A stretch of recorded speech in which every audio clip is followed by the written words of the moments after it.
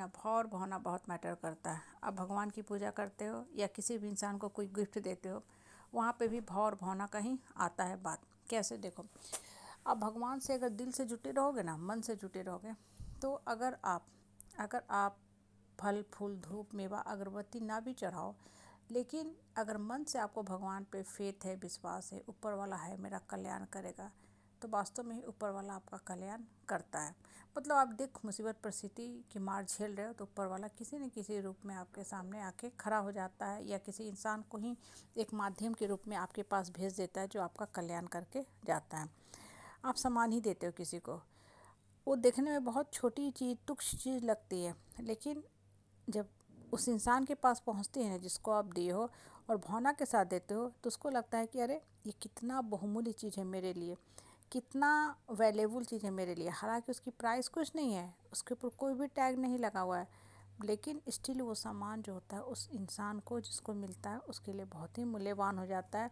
ऐसा लगता है जैसे उसके घर की सुंदरता उस सामान के बिना अधूरी थी। उसके सेंटर टेबल है, डाइनिंग टेबल है का अट्रैक्शन, खूबसूरती, शोभा उस सामान से पूरी हो जाती है। कहने का मतलब क्या होता है ना, कि जीवन में हमेशा जो होता है पॉजिटिव थॉट्स रखा करो। जब थॉट्स आपके पॉजिटिव रहते हैं ना, भाव और भावना वाले होते हैं, तो आपको खुद में फील करोगे कि आपको जीवन में कितना कुछ मिल रहा है।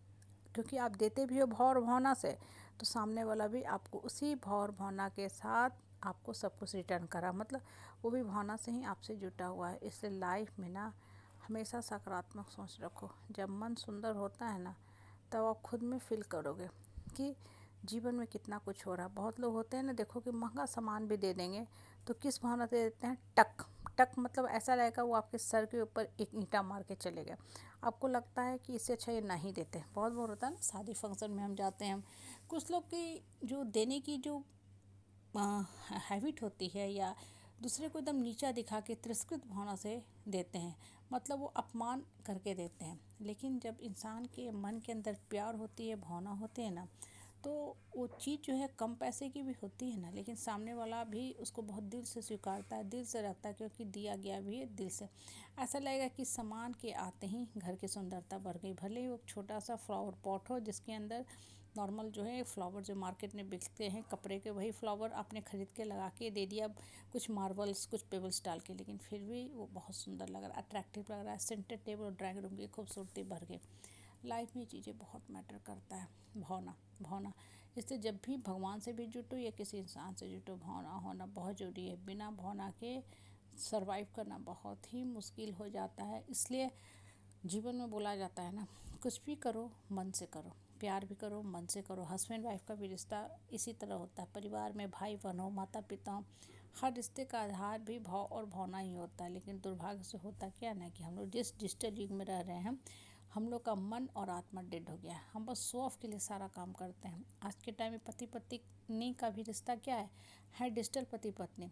फेसबुक पे, सोशल मीडिया पे, व्हाट्सएप पे, यहाँ वहाँ बहुत सुंदर सुंदर फ़ोटो पोस्ट करेंगे, ऐसे लगेगा कि दुनिया के सबसे सुखी संपन्न इंसान वही है।